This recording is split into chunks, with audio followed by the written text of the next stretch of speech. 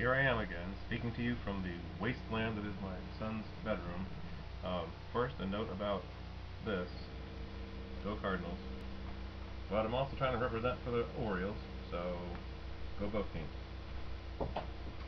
Today's topic is political ideology. And the last time I was with you, we agreed that an ideology, a political ideology, is a consistent set of opinions that someone has about what the government should do about certain issues. It's not political culture, which is what we all agree on. Political ideology focuses on how to label someone depending on their opinions on specific issues. I gave you this piece of paper in class, and on the back was a set of 33 specific examples. This side summarizes the opinions of the two major ideologies in America today. We call them, I should have written this in, but I'll do this myself, liberal and conservative. Liberals and conservatives. This column represents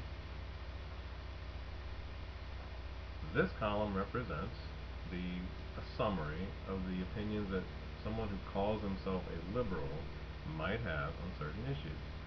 This column represents the opinions that someone who calls himself a conservative might have on the same issues. A good way to start this is not just to stare at it and hope it eventually sinks in, but maybe summarize what these things say, summarize what the two sides have to say about the issues. First of all, a liberal will probably be in favor of the government regulating businesses. They think that this helps workers, consumers, and the environment. A typical liberal will favor the federal government taking action, maybe even ordering the states to take action. So a liberal tends to favor federal government action over the states. When it comes to helping the disadvantaged, a liberal is more likely to be in favor of it and favor welfare programs. When it comes to individual rights, a liberal is more likely to say, hey, government, leave the people alone, let them do what they want to do. And when it comes to rights of the accused, people who've been accused of a crime, a liberal is more likely to worry about the government going too far to punish them and would want steps to be taken to protect the rights of someone who's been accused. A liberal wants the government to protect civil rights and stop discrimination. They think that those are problems in America and the government should do something about them. And when it comes to foreign policy, the foreign policy is a little weird, but in general, a liberal is more likely to say, yes, we should step in and stop some bad situation that's happening somewhere in the world. A liberal is more likely to put trust in certain international organizations like the United Nations to help us solve this sort of problem. On the other hand, a conservative is more likely to not favor government regulation of businesses. They think that preserving businesses' property rights and stimulating the economy is more important. They tend to favor states retaining their authority and not favoring the government bossing them around, the federal government bossing them around. A conservative is more likely to say that government welfare programs encourages people not to work and just creates more problems, and the best approach is to put that at a minimum. A conservative is also in favor of freedom and liberty and all that kind of stuff, but will be more likely to pick certain things as no-nos, as immoral behavior, and the government should step in and stop. Everybody wants law and order. A conservative is more likely to emphasize that over the rights of the accused. A conservative is probably not going to think that civil rights is a high priority for the government, and that they tend to think that the government stepping in to promote equality, it just isn't going to work. That has to be left up to individuals, and that the government action in that area tends to be wasted. When it comes to foreign policy, again, foreign policy is a little weird, but a conservative is more likely to not want to get involved in other people's problems, and therefore to not trust international organizations like the United Nations. So, if that makes sense to you, or even if it doesn't, the next best thing to do is to actually apply those ideas to specific issues. So you should have this piece of paper. I'm going to go down one by one. Hopefully we can go through this pretty quickly, because you can obviously replay the video. The first statement says all American families should be guaranteed a minimum annual income. Is that a liberal statement or a conservative statement? You should have already tried this, either by flipping a coin or by understanding these two summaries of liberals and conservatives and what they stand for. The answer to that is a liberal statement. It's a very liberal statement. Not many Americans would probably agree with that. Supreme Court's decisions which safeguard a person's right to counsel. Counsel is an attorney.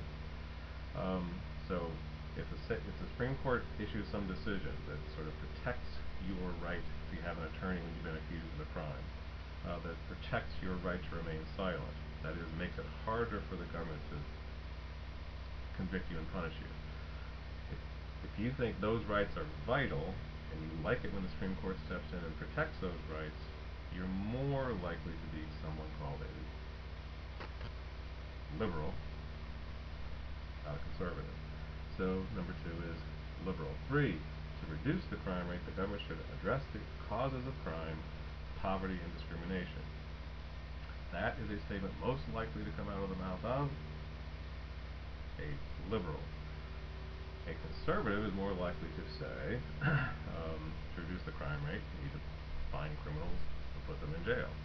A conservative will not emphasize that, someone committed a crime because they grew up poor. A conservative would emphasize another true thing, which is a person is a criminal because they chose to commit a crime. Individual responsibility. Number 3 is liberal. 4, state and local governments should handle many of the functions that the federal government now manages. That would be a typical statement coming from a conservative. The U.S. should have stricter law enforcement in order to discourage crime. We just sort of dealt with that. That's more of a statement that a conservative would agree with. The United Nations offers the best opportunity for world peace. Remember, a conservative is suspicious of these sorts of organizations, doesn't want to trust our national security to other countries, which obviously don't have the same interests as us. So that statement, number 6, is more likely to come out of the mouth of a person called a liberal. Abortion should be illegal. That's one of the behaviors that a conservative thinks should be restricted or even prevented, prohibited. Number 8, the Second Amendment guarantees the right to own and carry a gun. That tends to be one of the individual liberties that a conservative thinks is really important. So therefore, that's the kind of a statement that come out of a conservative's mouth. Labor unions, number 9. Labor unions interfere with business owners' property rights. Membership should be voluntary. Remember, a conservative tends to favor a business owner's property rights. So therefore, a union is generally seen as interfering with those property rights. So number 9 is a statement that would come out of the mouth of a conservative. The federal government should aid cities in solving their problems. This is a federal versus state and local issue again. Liberals tend to favor federal government action.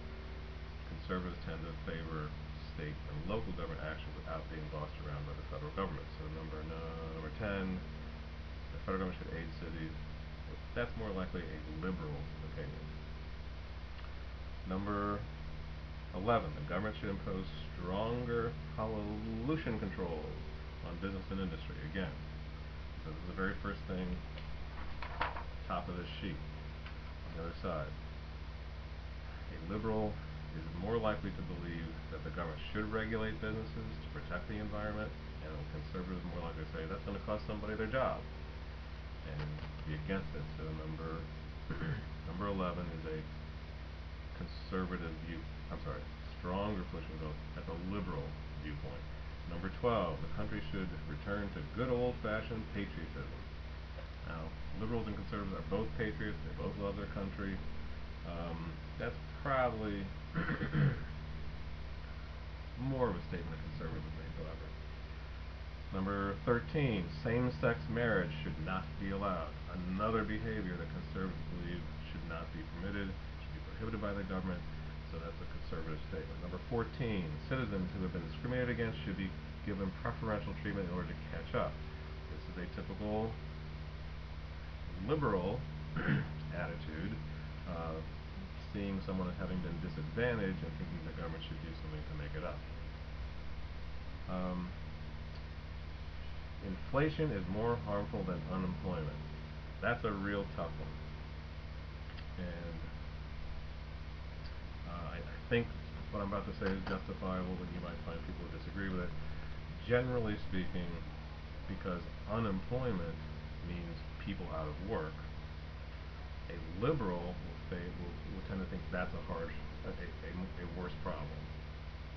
A business which has to deal with inflation, which is rising prices, that makes it tougher to plan and do what you need to do to have a successful business.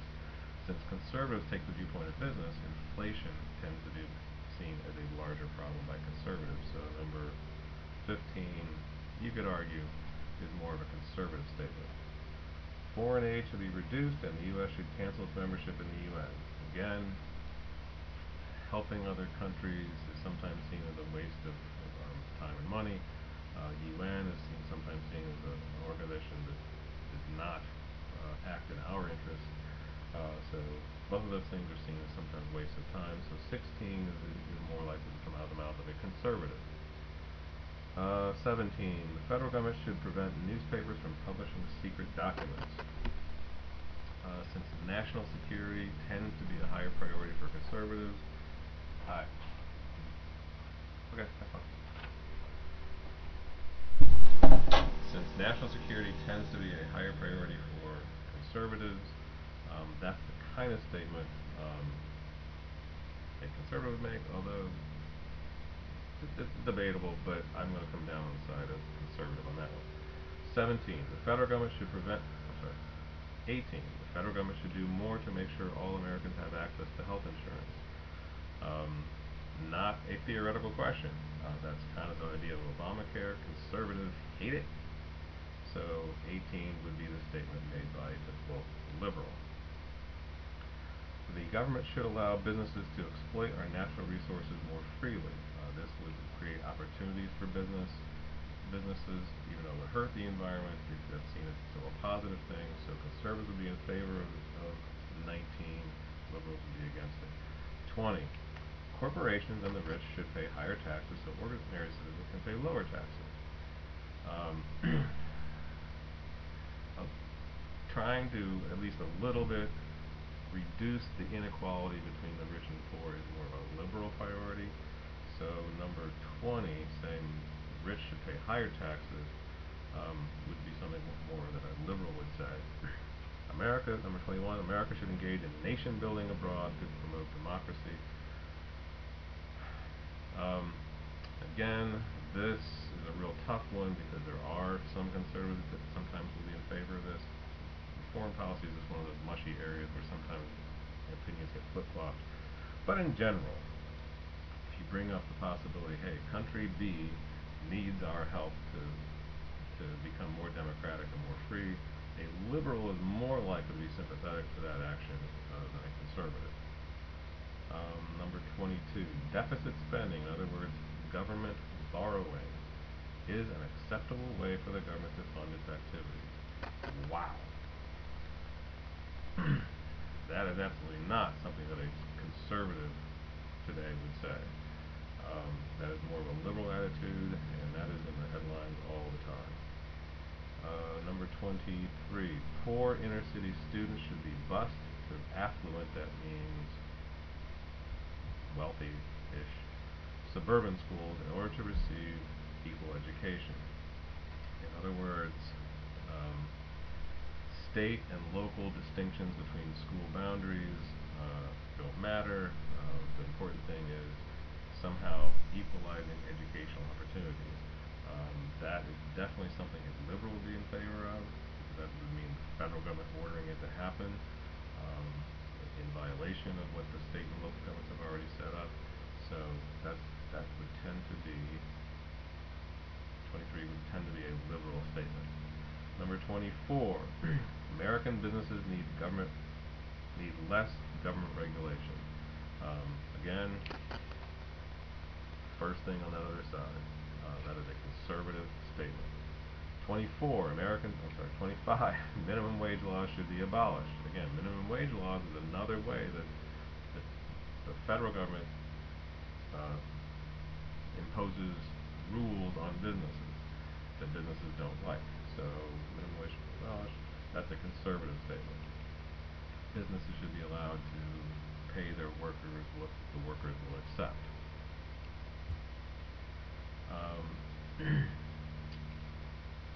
26, it is important to protect the environment even if it means sacrificing American jobs. That is more of a liberal attitude. 27, gun control will reduce crime, such laws should be strengthened and strictly enforced. Again, a conservative would be against that statement, a liberal would be in favor of that statement. Number 28, labor unions prevent big businesses from exploiting workers. They should be supported by law. Again, labor unions are seen by a conservative as interfering with businesses' property rights. So that particular statement, labor unions should be supported by law, is not something a conservative would say, it's something a liberal would say. Number 29, illegal immigration is a serious problem. But the U.S. should be more accepting and should protect immigrants' rights. That is definitely a liberal attitude. The next statement, illegal immigration is a serious problem. The U.S. should do more to catch and deport illegal aliens. That's the solution to one of the solutions to the immigration problem. That's a conservative viewpoint. Number 31, in order to reduce deficit spending, the government should cut back on its welfare program. So the question is, if you want our government to stop borrowing so much, stop spending so much, what are you going to cut? It's doing right now, that it's paying money for right now. Number 31 says cut welfare programs. That's a conservative solution to the problem. Number 32, in order to reduce deficit spending, the government should cut back on military programs. That might be something a liberal would say, although that's hard to, depends on what the dangers are outside the country right now. There's lots of them, so maybe not anybody's even actually saying cut the military, but that still is more likely something that would come out of the liberal. 33, America will never, it's a quote, America will never seek a permission slip to defend the security of our country. While anybody would actually agree with that, that is more of a statement that a conservative would make. Don't trust other countries to defend America. It's up to America to defend America. We don't have to ask anybody's permission to take action. That is a direct quote from George W. Bush a few years ago. And that is typically something a conservative is more likely to agree with than a liberal. So, that is a very quick rundown of this homework assignment. It's meant to reinforce the ideas that are on the front of the paper, summarizing liberal viewpoints and conservative viewpoints.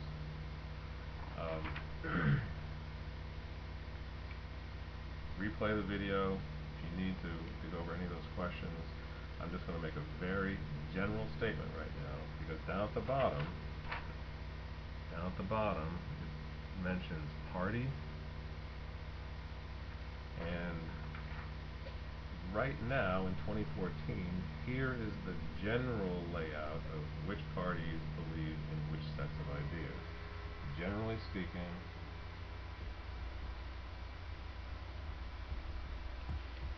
generally speaking,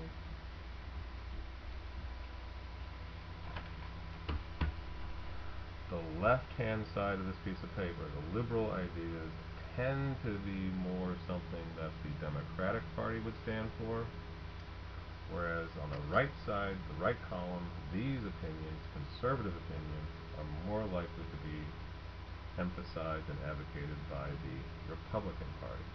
Now, thing, very few people,